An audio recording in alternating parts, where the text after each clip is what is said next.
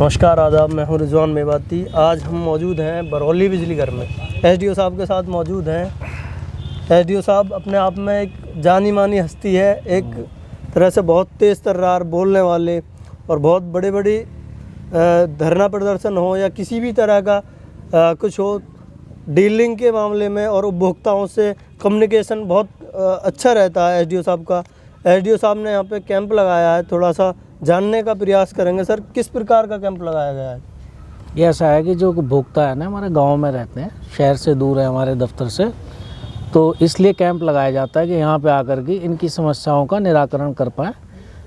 सरकार ने जो योजनाएं चला रखी हैं उनसे इन्हें अवगत करा पाएँ, और किसी का बिल ख़राब है तो उसे सही करा करके यहीं समाधान करने का पूर्ण प्रयास। बिल जैसे ख़राब है तो उसको कैसे सही कराएं?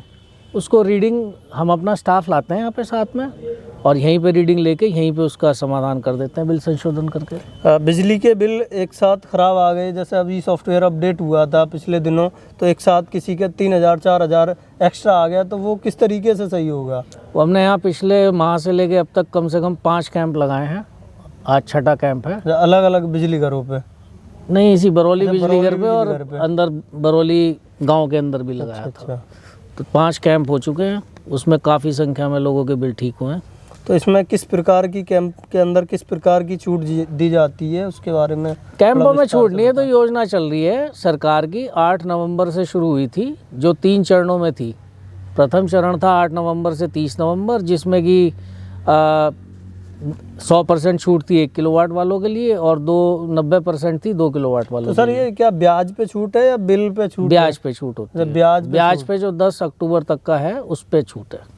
अच्छा, ये जैसे आपने शुरुआत की है हर महीना कैंप लगाने की, तो ये हर महीने लगाया जाएगा? हर महीने लगाएंगे हम यहाँ पे, क्योंकि जो समस्या होती है, लोग बाग वहाँ पे आते हैं, लाल डिग्गी बहुत दूर पड़ता है। अब क्योंकि संख्या बहुत ज़्यादा है तो हर किसी को सेटिस्फाई भी नहीं कर सकते, पैसिफाई नहीं कर सकते, तो धीरे धीरे क्या ये छलनी लगती रहेगी। तो हम एक स्टेज पे आ जाएंगे, जो हमारी मैनेजमेंट का वो है, जो चाहते हैं वो ये है कि ज़ीरो जो है बिल ख़राब हो, उपभोक्ता को बिल सही मिले। जी सर, जैसा कि अभी पिछले दिनों से चल रहा है, ट्यूबवेलों के बिल माफ़ हो रहे हैं, और ये ट्यूबवेलों के कब तक के बिल माफ़ हो रहे हैं और कब तक के उपभोक्ता को? जो अभी निर्देश मिले हैं, मार्च 2023 तक के हमें बिल जमा कराने हैं, और उसके बाद के जो है। सर, जैसे मार्च 2023 के बाद के भी लोगों को बिल आ रहे हैं, तो उसका क्या करना है? ये माफ़ होंगे या ऐसे ही चलता रहे? वो एनर्जी ऑडिटिंग के हिसाब से अपने हिसाब किताब देना होता है विभाग को, तो उसके लिए बनाए जाते हैं। बाकी अगर जो सरकार जब इसे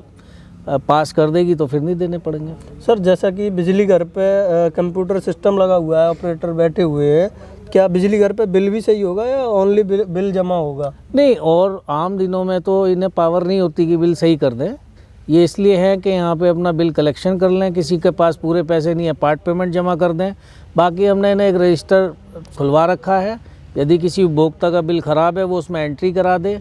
फ़ोन के माध्यम से, व्हाट्सएप के माध्यम से भी हम बिल ठीक करने का काम कर रहे हैं। सर, जैसा कि उपभोक्ताओं के कनेक्शन काट दिए जाते हैं और काफ़ी बिजली की वजह से समस्याओं का सामना करना पड़ता है, तो क्या ये ऊपर से लीगल है या अपनी तरफ से क्या है इसके बारे में? वास्तविकता में जो नियम है वो तो ये है कि आपका 1 महीने का बिल जिस दिन जनरेट होता है उसके 1 हफ्ते के बाद आपकी ड्यू डेट हो जाती है कि आप अपना पैसा जमा कर दें। यदि उपभोक्ता उसे जमा नहीं करता तो उसके 1 हफ्ते के बाद डिस्कनेक्शन डेट होती है कि हम उसका कनेक्शन काटते हैं। अब चूँकि सरकार ने जो इतनी सुविधाएं दी हैं, तो छूट भी दे रही है और सब चीज़ दे रही है, तो अपना उसका फ़ायदा उठा के, और काफ़ी संख्या में लोगों ने फ़ायदा उठाया है। जी, कुछ लोग हैं जो नहीं आए, जिन्हें प्रेरित भी किया गया, डिस्कनेक्शन का कार्य भी किया गया, तो कुछ जनता का भी दायित्व है सरकार की। कनेक्शन काटने के बाद भी उपभोक्ता अगर लाइन जोड़ लेता है तो उस पर किस प्रकार की कार्रवाई होगी? उसमें एफआईआर का प्रावधान है हमारे यहाँ, लेकिन अभी क्योंकि एक जागरूकता अभियान टाइप, और क्योंकि सरकार चाह रही है कि ज़्यादा से ज़्यादा लोग सहूलियत लें, मतलब इसका फ़ायदा उठा लें, तो इसलिए अभी एफआईआर की प्रक्रिया तो उस तरह से नहीं की गई है। लेकिन हाँ, रोज़ रोज़ हम लोगों ने जाके लोगों को जगाया भी है, टोका भी है।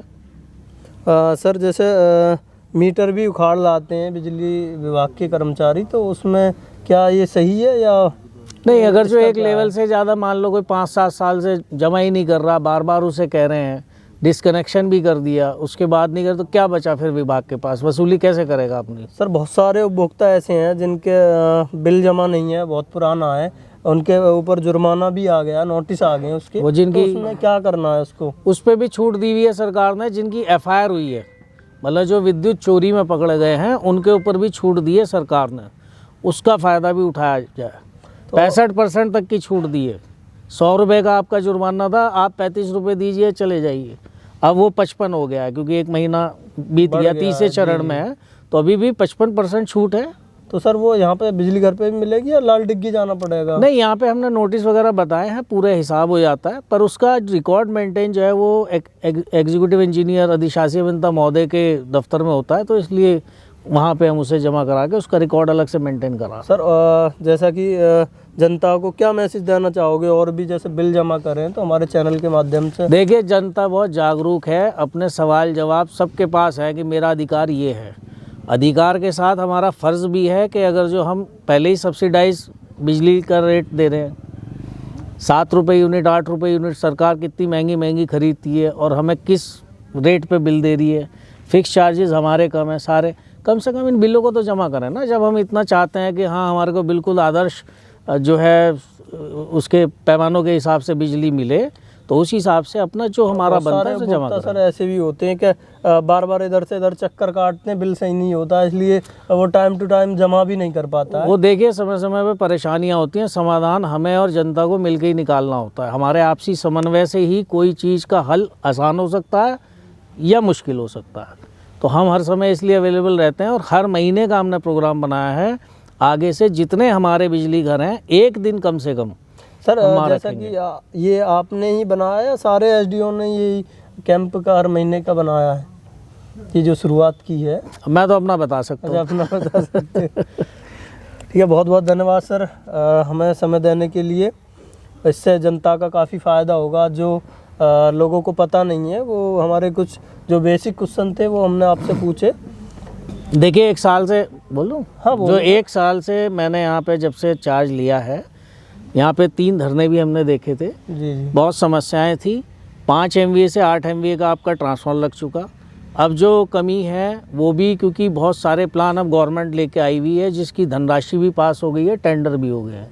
हमारे यहाँ की VCB का भी एक हो गया है, जो ये पुरानी जर्जर हालत में OCB लगी हुई है, इनकी जगह VCB आ जाएगी, तो फॉल्ट और कम हो जाएंगे। तो VC क्या होता है sir? VCB vacuum circuit breaker होता है, ऑयल सर्किट ब्रेकर होता है OCB, वो तेल, मतलब वो अलग प्रोसेस है, लेकिन उसकी एक्यूरेसी बहुत ज़्यादा रहती है, सेफ्टी भी रहती है इसके मुकाबले। और एक आपका 5 से 8 MVA ट्रांसफार्मर हो गया था, एक और 5 MVA का सेपरेट ट्रांसफार्मर का भी प्रपोजल दिया गया है कि कभी भगवान ना करे एक ट्रांसफार्मर में कोई दिक्कत हो तो दूसरे से बिजली चलाई जा सके, बट के चलाई जा सके। और जर्जर तार बदलवाए जाने का चल रहा है, ट्यूबवेल की आपकी लाइनें अलग हो रही हैं, गाँव की लाइन अलग हो रही है, लेकिन फिर यही है कि लाइन लॉस तो कम हो, कम से कम चोरी कम होनी चाहिए। लोगों को खुद ही जागरूक होना पड़ेगा।